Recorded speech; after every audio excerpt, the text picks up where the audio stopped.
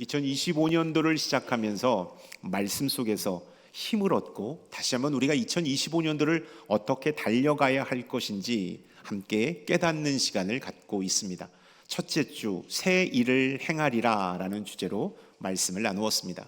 두 번째 주는 강하고 담대하라는 하나님의 말씀을 나누었습니다. 오늘 세 번째 주는 새롭게 하시는 하나님이라는 주제로 하나님의 말씀을 나누고자 합니다. 새해가 되면 우리는 자연스럽게 새로운 다짐과 목표를 세웁니다. 더 나은 직장을 찾고 건강을 챙기며 깨어진 관계를 회복하려고 열심히 노력합니다. 하지만 이 모든 변화는 우리의 삶에 눈에 보이는 외적인 부분에 지나지 않습니다. 진정한 변화는 우리의 내면에서 시작되어야 합니다. 마음과 영혼이 변하지 않는다면 외적인 변화는 작심삼일로 끝날 수 있기 때문입니다. 어거스틴은 고백록에서 이렇게 말합니다. 내가 내 자신을 밖에서 찾으려 했으나 당신은 내 안에 계셨습니다. 이 말씀의 뜻은 이렇습니다.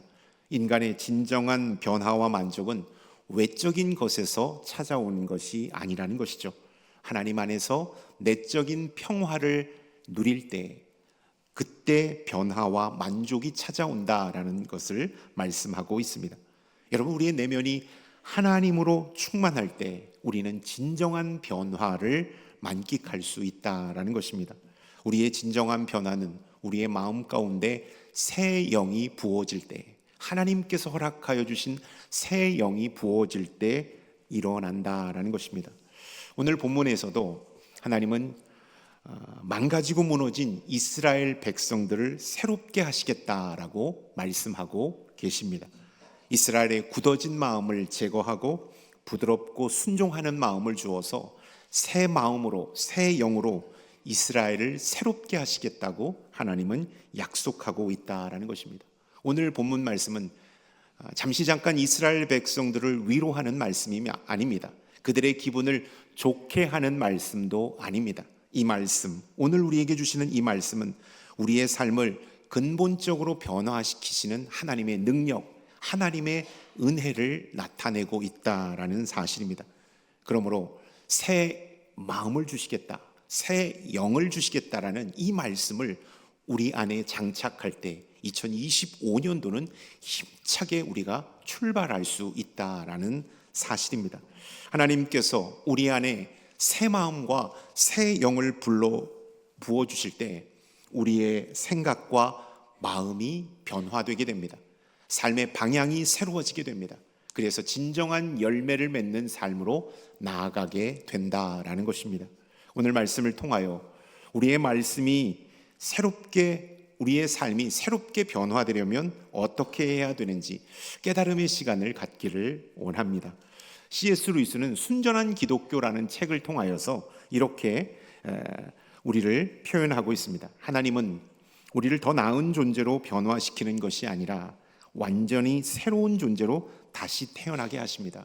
우리를 단순히 업그레이드 시키는 차원으로 끝내는 것이 아니라 완전히 새로운 존재로 만드시는 분이 바로 하나님이심을 그는 고백하고 있다라는 것입니다. 2025년 새로운 인생을 살기를 원하십니까? 새 마음과 새 영을 주시겠다고 약속하신 하나님을 붙잡을 수 있기를 바랍니다. 아멘. 하나님께 주시는 새 마음, 새 영을 우리 안에 장착할 때 우리는 지금까지 한 번도 경험해 보지 못한 영적인 충만함과 행복을 누릴 수 있게 될 것입니다. 내 생에 과연 이런 날이 있었던가 할 정도로 감탄하며 감사하는 시간을 만끽하게 될 것입니다. 먼저 오늘 말씀의 시대적 배경을 살펴보면 에스겔 선지자가 활동했던 시대는 이스라엘 백성들이 바벨론 포로 생활을 하고 있었던 때였습니다. 이스라엘은 하나님께 불순종했고 우상 숭배에 빠졌습니다. 그 결과 하나님의 심판을 받아 이스라엘이라는 나라가 멸망하게 되었고 백성들은 열방 가운데 흩어졌습니다. 예루살렘 성전은 파괴되었고 그들의 약속의 땅은 잃어버린 땅이 되어버렸습니다. 그들은 절망 가운데 사로잡혀 있습니다.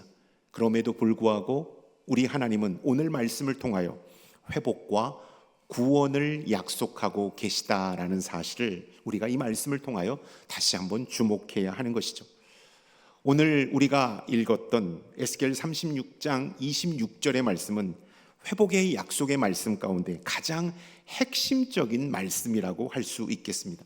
하나님은 에스겔 36장을 통하여서 이스라엘 백성들을 다시 예루살렘으로 돌아오게 할 것이다. 그리고 그 땅을 회복시키실 것이다 라고 말씀하고 있다라는 사실입니다. 먼저 하나님은 우리를 새롭게 하시기 위하여 우리 안에 굳어진 마음을 제거하신다고 말씀하고 있습니다. 우리를 새롭게 하시기 위하여 가장 먼저 우리 안에 굳어진 마음을 제거하신다고 말씀하고 계십니다. 굳어진 마음, 이 굳어진 마음은 어떤 마음을 가리키는 것일까요? 하나님께 순종하지 않고 죄와 자기 중심적인 삶에 물든 마음을 굳어진 마음이라고 성경은 말씀하고 있는 것입니다. 굳어진 마음은 우리의 영적인 그 믿음을 무디게 합니다. 하나님의 말씀 앞에 온전히 반응하지 못하도록 만듭니다. 그래서 하나님과 친밀한 관계를 이어가지 못하도록 만듭니다. 굳어진 마음은 우리 안에 참된 평안과 안식을 주지 못합니다. 하나님으로부터 오는 기쁨을 누리지 못하게 합니다. 그리스도인들에게 굳어진 마음은 매우 위험한 마음이라는 사실을 우리는 기억해야 합니다. 예수 믿고 구원받았습니다. 하나님의 자녀가 되는 축복도 얻었습니다. 그런데 왜 우리의 마음이 굳어졌을까요? 왜 우리의 마음이 굳어진 마음이 되었을까요? 찰흙을 가만히 놔두면 굳어서 딱딱해집니다. 더 오랫동안 놔두면 돌덩이처럼 아주 강력해집니다. 그쯤 되면 더 이상 찰흙으로서의 가치는 상실하게 되는 것입니다. 계속 찰흙을 손에 쥐고 만지고 무언가를 만들어야 찰흙의 촉촉함이 유지되고 그것을 통하여 내가 원하는 것을 만들 수가 있다라는 것입니다.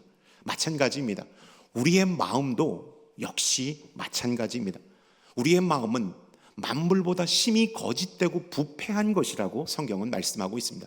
이 마음밭을 하나님의 말씀으로 기도로 자극을 주어 날마다 때마다 기경하지 않으면 우리의 마음밭은 굳어버리게 되어 있다라는 사실입니다. 아무리 신앙생활을 오래 하였어도 아무리 믿음으로 단련된 그리스도인이라 할지라도 날마다 하나님의 말씀과 기도로 우리의 마음밭을 갈아엎지 아니하면 우리의 마음은 굳어진 마음이 된다라는 것입니다. 그리하여 그 믿음이 차갑게 식어지게 된다라는 사실을 우리가 기억해야 합니다. 굳어진 마음이 있으면 교회에 왔을 때 하나님보다 사람을 더 의식하게 되어 있습니다. 하나님께 예배드리는 것이 아니라 사람을 더 의식하며 신앙생활하고 있는 우리 자신을 발견하게 됩니다.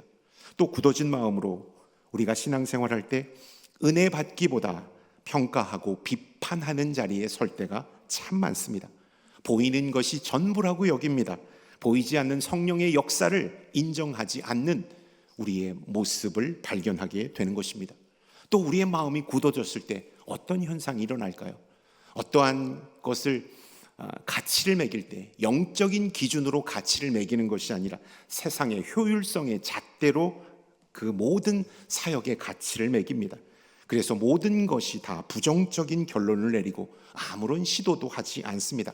해봤자 별거 없더라, 해봤자 큰 효과가 없더라 라고 우리는 단정지으며 하나님의 사역의 길을 막는 우리의 모습을 발견하게 되는 것입니다.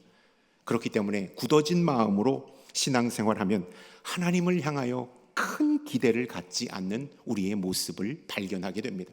타성에 젖어 습관적으로 늘 그래왔던 대로 신앙생활하는 우리의 모습을 발견하게 되는 것입니다. 굳어진 마음, 이 굳어진 마음은 믿음의 성장과 하나님과의 관계를 방해한다라는 사실입니다. 여러분, 그렇다면 우리의 마음의 상태는 어떻습니까? 나의 마음은 어떤 상태를 유지하고 있습니까? 스탠포드 대학교 심리학자인 캐롤 드웨트 박사는 이 고정형 사고, 픽스드 마인드셋, 고정형 사고는 변화와 성장을 막는다라고 말합니다. 반대로 성장형 사고는 우리를 계속해서 발전시킨다고 말합니다. 굳어진 마음, 이 굳어진 마음이야말로 고정형 사고라고 할 수 있겠습니다. 고정형 사고 속에서, 굳어진 마음 속에서는 하나님께서 우리 안에 일으키시는 새로운 역사를 우리가 편승하지 못하게 되는 것을 보게 됩니다.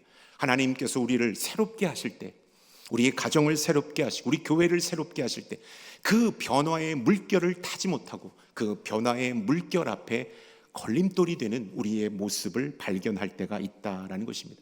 반대로 성령께서는 우리에게 성장형 사고를 부어주십니다.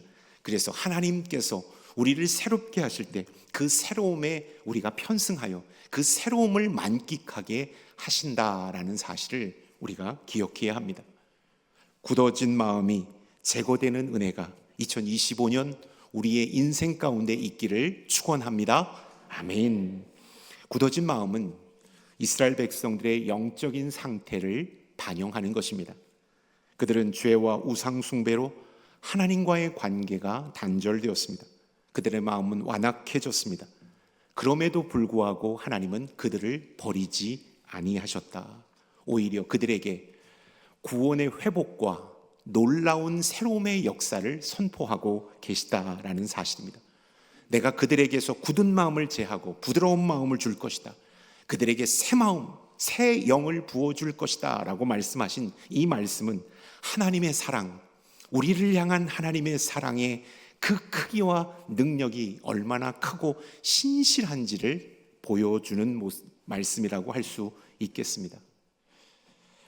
우리는 우리의 마음을 돌아보고 우리의 마음을 점검해 보아야 합니다.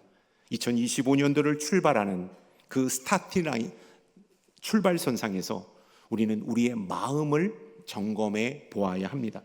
우리의 마음이 하나님 앞에서 굳어져 있지는 않은지, 하나님의 말씀 앞에 둔감해하고 있지는 않은지, 하나님의 뜻보다 자신의 욕심과 계획을 더 우선시하며 2025년도를 출발하고 있지는 않은지, 죄에 대해 무감각해진 상태로 2025년도를 살아가려는 마음을 먹지는 않았는지, 우리의 마음을 점검하고 되돌아볼 수 있어야 한다라는 사실입니다.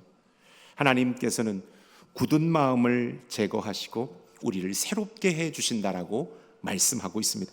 여러분, 우리가 새로운 인생을 살기 위해서는 먼저 굳은 마음을 하나님 앞에 회개해야 합니다. 하나님, 제 마음은 곡을 하여도 울지 아니할 만큼 굳어 있었습니다. 하나님, 저의 마음은 피리를 불어도 춤추지 않을 만큼 굳어 있었습니다. 제 마음을 말씀으로, 은혜로 기경하여 주옵소서. 이 기도가 2025년도를 시작하는 우리의 기도가 될 수 있기를 바랍니다. 아멘. 하나님께서 부드러운 마음을 주시겠다고 말씀하고 있습니다. 이 부드러운 마음, 이 순종하는 마음은 어떤 마음일까요? 하나님의 말씀 앞에 민감하게 반응하며 하나님의 뜻에 순종하는 마음을 부드러운 마음이라고 표현하고 있다라는 것입니다. 여러분, 실제 우리가 신앙생활을 하다 보면 마음이 강팍해지고 완악해질 때가 있습니다. 굳은 마음의 상태를 유지하면서 그래도 신앙생활을 하면서 나아갈 때가 있습니다. 그때는 아무리 은혜로운 말씀, 주옥 같은 말씀을 받아도 그 말씀이 내 안에 깊숙하게 뿌리 박히지 못하고 튕겨져 나가는 것을 보게 됩니다. 내 귓가에 울리는 꽹가리가 되어 감정은 은혜롭지만 그 말씀이 내 안에 들어와 박히고 새겨지는 것이 되지 않을 때가 있다라는 것입니다. 반대로 하나님의 말씀이 내 안에 들어와 박힐 때가 있습니다. 그때는 우리의 마음밭이 부드럽고 가난해져 있을 때입니다. 그때는 하나님의 말씀이 들려 퍼질 때 그 말씀이 우리 안에 들어와 살아 역사하는 능력으로 나타나는 것을 보게 됩니다. 말씀이 살아 역사합니다. 나의 언어로, 나의 발과 나의 손으로, 나의 인격으로 그 말씀이 살아 움직이는 것을 경험하게 된다라는 것입니다. 여러분, 굳어진 마음을 어떻게 부드럽게 할 수 있을까요? 우리의 힘과 능력으로는 행할 수 없습니다. 성령께서 우리 안에 거하셔서 우리의 마음밭을 갈아엎어 주실 때 우리는 완악한 마음, 굳어진 마음이 부드러운 마음이 될 수 있다라는 것입니다. 오늘 예배드리는 성도님들 가운데는 아마 이런 경험들을 다 해보신 분들이 많을 거라고 생각이 됩니다. 성령께서 우리의 마음을 기경하셔서 우리의 마음밭이 옥토가 된 상태, 그 상태에서 신앙생활하며 큰 은혜와 감격을 받아 누린 성도님이 계실 겁니다. 아마 이 자리에 앉아 계신 성도님들 가운데 지금 마음밭이 옥토인 상태로 신앙생활 하시는 성도님이 계실 것입니다. 여러분, 그때 우리는 어떻습니까? 성경책만 보아도 가슴이 떨립니다. 성경책을 가슴에 품에 안으면 전율이 느껴집니다. 아무런 말씀이라도 펼쳐서 읽으면 은혜가 되고 다시 한번 하나님의 사랑을 느낄 수가 있습니다. 여러분, 우리의 마음밭이 옥토가 될 때 우리는 말씀을 읽다가, 설교 말씀을 듣다가 눈물 콧물이 되어 아멘 아멘을 외친 적이 있습니다. 그 말씀이 꿀송이처럼 달아서 밥을 먹지 않아도 허기가 지지 않을 만큼 말씀의 은혜가 충만했던 그 시절이 있습니다. 여러분, 그런 경험 있으십니까? 밥을 먹지 않아도 하나님의 말씀이 내 안에 충만하여 허기가 지지 않았던 그때가 있으십니까? 1부, 2부 때는 없으시더라고요. 아멘을 안 하시더라고요. 3부는 몇 분 계신 것 같아서 참 은혜가 됩니다. 그래서 제가 되돌아보니까 말씀에 은혜 받고 말씀이 충만했을 때 더 식욕이 당겼던 적이 있지 그 허기가 참았던 적은 없더라고요. 여러분, 우리가 하나님의 말씀이 내 안에 충만할 때 우리는 기쁨이 가득했습니다. 말씀이 나를 인도할 때 우리는 두렵고 떨리지 않았습니다. 말씀이 우리 안에 놀라운 역사를 일으킬 때 우리는 평안했고 강건했으며 기쁨이 가득했습니다. 오늘 이 시간 성령께서 말씀으로 우리의 마음밭을 기경하여 줄 수 있기를 바랍니다. 아멘. 26절의 말씀을 함께 읽겠습니다. 또 새 영을 너희 속에 두고 새 마음을 너희에게 주되 너희 육신에서 굳은 마음을 제거하고 부드러운 마음을 줄 것이며, 이 말씀 새롭게 우리의 인생을 이끌어 나아가게 하시겠다라는 강력한 약속의 말씀이라는 것입니다. 그렇다면 새 마음, 이 새 마음은 어떤 마음을 나타내는 것일까요? 여기서 말하는 새 마음은 히브리어로 하다시라는 단어를 사용하고 있습니다. 하다시는 물리적인 새로움을 나타내는 단어가 아닙니다. 새 집, 새 자동차, 새 아파트, 기존의 것을 새롭게 하는 물리적인 새로움을 나타내는 단어가 하다시가 아니라는 것입니다. 이 하다시는 영적인 새로움, 시간의 새로움, 질적인 새로움, 완전히 없던 것이 새로 생기는 것을 이 하다시라는 단어로 표현하고 있다라는 것입니다. 이 마음, 하나님께서 새 마음을 주신다라는 것은 이전에 없던 마음이라는 것입니다. 없던 새로운 아주 강력한 하늘에서 오는 마음을 우리 가운데 부어주신다라는 것입니다. 이 새 마음은 타락한 본성이 제거되고 하나님을 사랑하고 순종하는 마음입니다. 하나님의 형상으로 지음받은 첫 아담의 모습, 첫 우리의 모습을 회복시켜주는 그 마음을 하나님께서 주신다라는 사실입니다. 새 마음을 주셔서 우리의 인생을 새롭게 하신다라는 것입니다. 여러분, 그런데 새 마음은 우리의 노력으로 얻을 수 있는 것이 아니라는 것입니다. 우리의 의지로 새 마음을 얻을 수 있는 것이 아니라는 것입니다. 이 하다시는 외부적인 강력한 개입을 통하여 본질이 새로워지는 것을 나타내는 단어입니다. 우리가 노력해서 열심히 간구해서 새로워지는 이 단어가 하다시가 아니라 하나님의 강력한 개입, 하나님의 강력한 역사를 통하여 본질이 변하는 것, 본질이 새로워지는 단어를 하다시라고 표현하고 있다라는 것입니다. 이 하다시라는 단어, 새로움이라는 단어를 성경의 인물 가운데 예로 찾자면 사도행전에 나타난 사울이 바울되는 사건이 아닐까 생각이 됩니다. 사도행전을 읽다 보면 사울이 바울되는 사건이 3번에 걸쳐 나타나는 것을 보게 됩니다. 예수를 핍박했던 핍박자 바울이 예수 그리스도를 위하여 순교하는 순교자 바울이 된 사건이 이 3번에 걸쳐서 나타나고 있습니다. 이때 그냥 사울이 하나님의 강권적인 개입이 없었다면, 성령의 강권적인 개입이 없었다면 그는 핍박자로, 예수 그리스도를 핍박하는 사람으로 인생을 살다가 끝났을 것입니다. 그러나 다메섹 도상에서 예수 그리스도의 강력한 빛이 비추고 그를 사로잡았을 때 그는 예수 그리스도의 복음을 위하여 순교하는 순교자가 되었다라는 것입니다. 이 새로움, 이것이 바로 하다시라는 단어라는 것입니다. 고린도후서 5장 17절은 이렇게 우리에게 새로움을 말씀하고 있습니다. 우리 함께 읽겠습니다. 그런즉 누구든지 그리스도 안에 있으면 새로운 피조물이라, 이전 것은 지나갔으니 보라 새 것이 되었도다. 아멘. 또 하나님께서는 새 마음에 이어 새 영을 주셔서 우리를 새롭게 하신다고 말씀하고 있습니다. 새 영, 우리가 잘 알고 있는 것처럼 루아흐, 성령, 하나님의 영을 의미하는 것입니다. 성령은 하나님과의 관계를 회복시키고 하나님의 뜻을 따를 수 있도록 돕는 영이십니다. 마틴 루터는 이 성령에 대하여 이렇게 정의를 내렸습니다. 성령은 우리가 스스로 할 수 없는 것을 하게 하시는 능력이다. 우리가 도저히 행할 수 없는 것을 성령께서 임하여 주셔서 행하게 하신다. 그래서 새 영은 우리 안에 성령께서 임하셔서 새로운 변화를 이끌어 내신다라는 사실입니다. 여러분, 성령께서 우리 안에 오시면 우리의 몸과 영혼을 건강하게, 강건하게 변화시킨다라는 사실을 우리는 기억해야 합니다.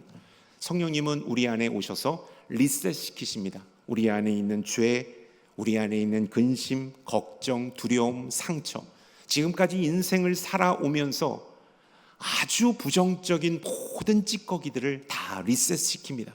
그리고 새롭게 하시고 거룩하게 하시고 깨끗하게 하시는 하나님이 성령 하나님이시다라는 사실을 우리는 기억해야 합니다. 그 성령님이 우리 안에 오셔서 2025년도를 새롭게 이끌어 주실 줄로 믿습니다. 아멘. 저는 성령님이 하시는 사역을 세 가지 직업군으로 말씀드리고 싶습니다. 첫 번째, 성령님은 우리 안에서 의사 선생님으로 역사하십니다. 우리의 아픈 곳, 병든 곳을 찾아내어 치유하시고 건강하게 하시는 분이 성령 하나님이시다라는 것입니다. 성령님은 헬스 트레이너로 우리 가운데 역사하십니다. 연약해진 모든 부분들을 강화시키는 것, 그래서 새롭게 하시는 역사를 나타내는 분이 성령 하나님이십니다. 또 성령 하나님은 스타일리스트로서 우리 가운데 역사하십니다. 촌스럽고 모나고 어색한 것을 근사하고 멋지게 연출시키는 분이 성령 하나님이시기 때문입니다. 성령님은 우리의 구원의 완성을 도우시는 하나님이십니다. 그렇기 때문에 성령님이 임하실 때 우리는 부족해도, 우리는 연약해도, 우리는 낙심해도 좌절해도 성령님이 우리 가운데 충만하게 임하여 주셔서 몰라볼 정도로 강건하게 하시고 온전하게 하신다라는 것입니다. 올 한 해 성령 하나님께서 우리 개인의 역사 가운데, 가정 가운데, 교회 가운데, 이 나라 대한민국 가운데 새롭게 하시는 놀라운 역사가 임할 줄로 믿습니다. 아멘. 아이작 뉴턴의 제1법칙이 관성의 법칙입니다. 관성의 법칙, 이 관성의 법칙이 무언가? 어떤 물체도 외부에서 힘이 가해지지 않으면 현재의 상태를 계속 유지한다라는 것입니다. 여러분, 우리의 영성도 이와 마찬가지입니다. 하나님의 성령이 우리 안에 강력하게 개입하지 않으면, 우리의 구원의 완성을 도우시는 하나님의 성령이 연약한 우리 가운데 강력하게 역사하지 않으면 우리는 이전 죄악된 상태, 연약한 상태로 그냥 원죄의 관성을 따라 흘러가게 되어 있다라는 것입니다.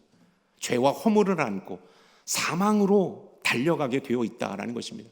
죄의 관성, 원죄의 관성이 너무나도 강력하기 때문에 우리는 그거를 맞춰갈 수밖에 없다라는 것입니다. 그러나 성령 하나님께서 죄악의 관성을 뚫고 우리 가운데 오셔서 우리를 새롭게 하신다, 우리를 강하게 하신다, 우리를 몰라볼 정도로 멋지게 하신다라는 것을 우리가 꼭 기억해야 합니다. 성령님은 진리로 우리를 인도하십니다. 하나님의 뜻을 깨닫게 하십니다. 연약한 우리를 강하게 하십니다. 부족한 우리를 당신의 능력으로 채우십니다. 그래서 저는 이렇게 표현하고 싶습니다. 성령님은 우리를 건강하게 하시는 분, 성령님은 우리를 강하게 하시는 분, 성령님은 우리를 멋지게 하시는 분이시다라는 사실입니다. 2025년 우리가 성령을 의지하며 2025년도를 출발할 때 건강해진 우리, 강해진 우리, 멋져진 우리를 발견하게 될 줄로 믿습니다. 아멘. 성령님께서 어떻게, 토마스 아퀴나스는 이렇게 표현하고 있습니다. 성령님을 이렇게 표현하고 있습니다. 성령은 우리를 하나님께로 인도하시며 우리의 영혼을 하늘의 방향으로 들어 올리시는 힘이시다. 하늘로 들어 올리시는 힘이시다라고 토마스 아퀴나스는 말하고 있습니다.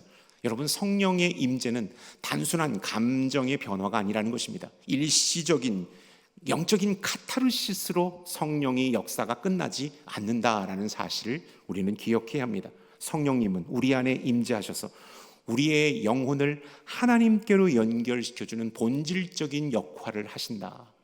부족해도 연약해도 쓰러져도 날마다 낙심해도 날마다 죄악으로 인하여 고통당해도 하나님은 성령님을 통하여 강력하게 우리를 끌고 하나님께로 연결시키는 역사를 펼친다라는 사실입니다. 19세기 제2차 미국 대부흥 운동을 이끌었던 찰스 피니 목사님이 계십니다. 찰스 피니 목사님께서는 성령의 임재 체험을 하면서 이렇게 고백합니다. 나는 사랑의 물결 성령을 체험했다라고 고백하고 있습니다. 그는 기도 중에 성령의 강력한 역사를 경험했는데 이것을 이렇게 표현합니다. 마치 전기가 온몸을 관통하는 것 같은 경험을 했다. 찌릿한 경험이 성령의 역사로 나타났다.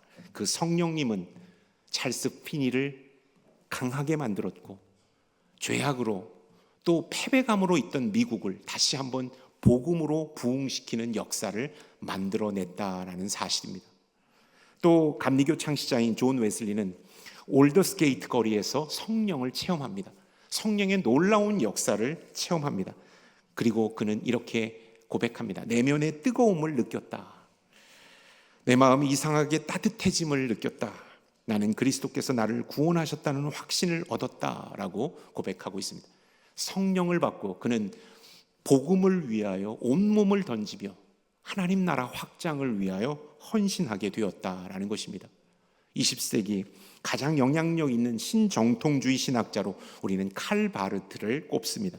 칼 바르트는 이 성령에 대하여 이렇게 말하고 있습니다. 성령은 하나님이 우리와 함께 하심을 깨닫게 하시고 우리의 삶이 하나님께로 향하게 하신다. 하나님께로 향하게 하시는 분이 바로 성령님이시다라는 것입니다. 성령님은 단순히 기분이나 감정의 변화를 일으키시는 분이 아니라 우리의 삶 전체를 새롭게 하시는 하나님의 초자연적인 역사를 지니신 하나님이심을 말씀하고 있다라는 것입니다. 그 성령님께서 2025년도 우리 가운데 충만하게 임하셔서 새로운 삶을 우리에게 펼쳐 가신다라는 것을 우리가 이 말씀을 통하여 기억해야 하는 것입니다. 하나님께서 새 마음, 새 영을 부어주십니다. 그래서 우리를 변화시켜 주십니다. 그리고 새로운 인생을 살게 역사해 주십니다. 여러분, 새 인생은 나만을 위한 인생이 아니라 그 삶의 열매를 통하여 흘러보내는 인생을 살아야 한다라는 사실입니다. 영향력을 끼치는 인생을 살아야 한다라는 것입니다. 저는 새 영, 새 마음으로 우리가 새로운 인생을 살 때 2025년도 우리 교회에 주셨던 지표처럼 이러한 인생을 살면 좋겠습니다. 요한복음 15장 5절의 말씀을 함께 읽겠습니다. 나는 포도나무여 너희는 가지니 그가 내 안에 내가 그 안에 거하면 사람이 열매를 많이 맺나니 나를 떠나서는 너희가 아무것도 할 수 없음이라. 아멘. 새 마음 새 영을 가지고 예수 그리스도 안에 거하며 하나님과 동행함으로 성령의 열매를 맺는 삶이 바로 2025년 우리의 삶이 될 수 있기를 바랍니다. 새로운 마음으로 2025년도를 출발할 때 단지 생각과 감정만 새로워지는 것이 아니라 우리의 말이 새로워지고 우리의 행동이 새로워지고 우리의 삶의 모든 영역이 새로워지는 축복이 있기를 바랍니다. 그리하여 이 새로움을 가지고 세상 사람들에게 놀라운 영향력을 끼치는 새로운 변화된 사람이 바로 우리들이 되었으면 좋겠습니다. 교회 사역을 섬기시는 많은 장로님들, 권사님들, 집사님들, 성도님들을 바라보게 됩니다. 보이지 않는 곳에서 최선을 다하여 섬기시는 여러분들께 다시 한번 깊이 감사드립니다. 여러분의 헌신, 여러분의 눈물 어린 노곡 때문에 우리 교회는 영적으로 지금 잘 순항하고 계십니다. 열심히 사역을 섬기시는 분들을 들어보면 그 사역을 섬기는 히스토리가 다 있는 것을 발견하게 됩니다. 왜 이 사역을 섬기는지 영적인 사연들이 다 있음을 깨닫게 되었습니다. 가장 저에게 감동을 주었던 한 권사님이 계신데요, 호스피스 사역을 오랫동안 하신 분입니다. 초창기 멤버로서 호스피스 사역을 하셨어요. 권사님은 어떻게 이 호스피스 사역을 시작하게 되었고 지금까지 그 사역을 이어오고 있습니까? 라고 제가 질문을 드렸어요. 그때 정말로 큰 은혜의 말씀을 간증해 주셨습니다. 예, 제가 몹시 아팠습니다. 죽을 만큼 아팠습니다. 그러면서 하나님께서 제 몸을 회복시켜 주시면 저도 또 다른 아픈 사람 곁에 친구가 되기로 기도했습니다.